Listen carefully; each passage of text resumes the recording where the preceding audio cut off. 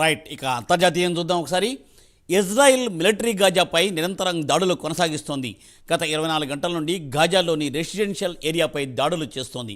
ఇక తాజాగా Jabalia town స్కూల్లో తలదాచుకున్న నిర్వాసితులపై దాడులు చేసిందని అరబ్ మీడియాలో పెద్ద ఎత్తున వార్తలు వినవస్తున్నాయి.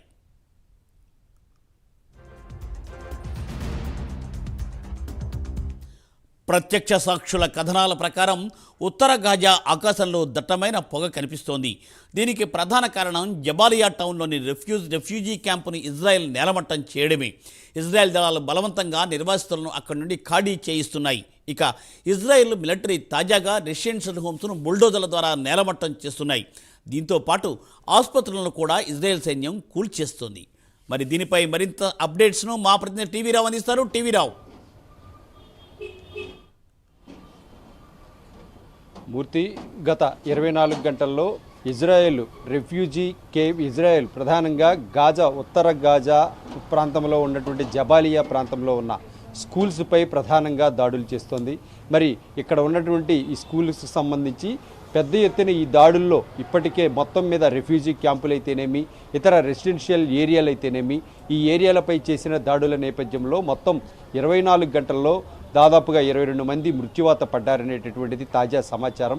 ఇందుకు సంబంధించినటువంటి పూర్తి వివరాలను కూడా అరబ్ మీడియా పెద్ద ఎత్తున ప్రచారం చేస్తోంది. మరి అరబ్ మీడియాలో వచ్చినటువంటి కథనాలు, అంతేకాకుండా ఇజ్రాయెల్ చేస్తున్నటువంటి దాడులను ప్రత్యక్షంగా చూసినటువంటి గాజా, ఉత్తర గాజాలోని జబాలియా ప్రాంతంలో ఉన్నటువంటి స్థానికుల సాక్ష్యాధారాల ప్రకారం ఇక్కడ కొన్ని వివరాలు అయితే వెల్లడవుతున్నాయి. ఒక్కగానొక్క ఆసుపత్రిగా ఉన్నటువంటి గాజాలో ఉన్నటువంటి అవదా ఆసుపత్రి, అక్కడ దానిలో ఉన్నటువంటి ఏదైతే రెఫ్యూజీలు అయితేనేమి, ఇక్కడ ఉన్నటువంటి ఏదైతే ప్రజలైతేనేమి, వీరందరినీ కూడా చికిత్స పొందుతున్నటువంటి వారందరినీ కూడా బయటికి బలవంతంగా తీసుకెళ్తున్నటువంటి పరిస్థితి. మరి అయితే ఈ ఆసుపత్రిలో కూడా ఏమాత్రం కూడా వైద్య సదుపాయాలు పూర్తిగా తగ్గిపోయాయి. వైద్య సదుపాయాలు లేక విలవెల్లాడుతున్నటువంటి పరిస్థితి. దీనికి సంబంధించి అవదా ఆసుపత్రికి సంబంధించినటువంటి ప్రతినిధులు కూడా ఈ సమస్యను ఏదైతే ప్రపంచానికి తేటతెల్లం చేశారు కూడా. మరి దీంతో ఈ ఆసుపత్రిలో ఉన్నటువంటి ప్రజలకైతేనేమి, చుట్టుపక్కల జరుగుతున్నటువంటి గాజా, ఉత్తర గాజాలో జరుగుతున్నటువంటి పరిణామాలు అయితేనేమి, అంచనాకు వచ్చినటువంటి యుఎన్ మాత్రం దీనిపై చాలా సీరియస్గా స్పందిస్తోంది.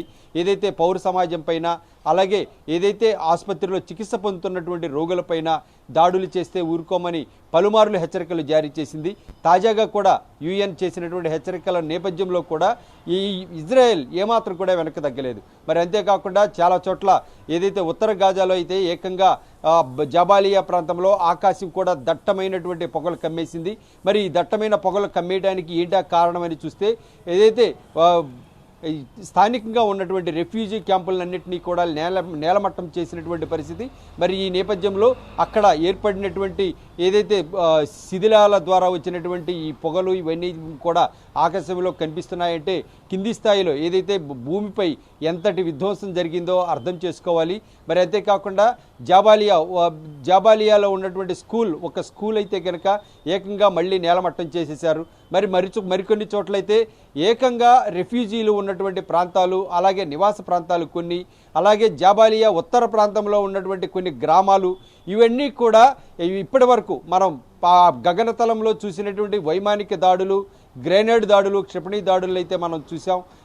అయితే ఇప్పుడు తాజాగా ఏకంగా ఇజ్రాయేల్కు సంబంధించినటువంటి బుల్డోజర్లే అక్కడికి వెళ్ళాయని, ఆ బుల్డోజర్లు ఏకంగా గ్రామాలను, ఇళ్లను మొత్తం కూడా కూల్చివేస్తున్నటువంటి పరిస్థితులు, అలాగే ఘటనలు అక్కడ నిరంతరం జరుగుతున్నాయనేటటువంటిది స్థానికంగా వెల్లడైనటువంటి అరబ్ మీడియా వెల్లడిస్తోంది.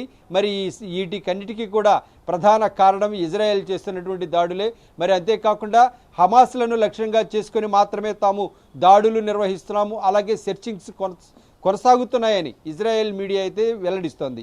మరి అయితే అక్కడ వాస్తవ రీతిలో చూస్తే కనుక ఏదైతే అపారమైనటువంటి ప్రాణ నష్టం జరుగుతోంది. మరి ఇప్పటికే 2023 అక్టోబర్ నుంచి మనం చూస్తే కనుక ఇప్పటి వరకు మొత్తం కూడా 46,000 మందికి పైగా మృత్యువాత పడ్డారనేటటువంటిది తాజా సమాచారం. ఏది ఏమైనా ఇజ్రాయెల్ దాడులైతే కనుక రోజు రోజుకి కొనసాగుతూనే ఉన్నాయి. మరి అంతేకాకుండా ఈ దాడులు పగలు రాత్రి అని తేడా లేకుండా నిరంతరం కొనసాగుతున్నటువంటి ఈ పరిస్థితుల్లో అక్కడ ప్రాణ నష్టం కూడా అపారంగా కొనసాగుతుంది. అయితే ఏది ఏమైనా ఇప్పటివరకు చూస్తే ఏదైతే గాజాతో పాటుగా ఉత్తర గాజాలోను జాబాలియా ప్రాంతంలో ఉన్నటువంటి కొన్ని స్థావరాలపై కూడా గురిపెట్టినటువంటి ఇజ్రాయెల్ ఆ దిశగా దూసుకుపోతున్నటువంటి వైనమైతే ఇప్పుడు తాజాగా మనకు కళ్ళకు కడుతోంది Murthy. Thank you TV Rao, thanks for update.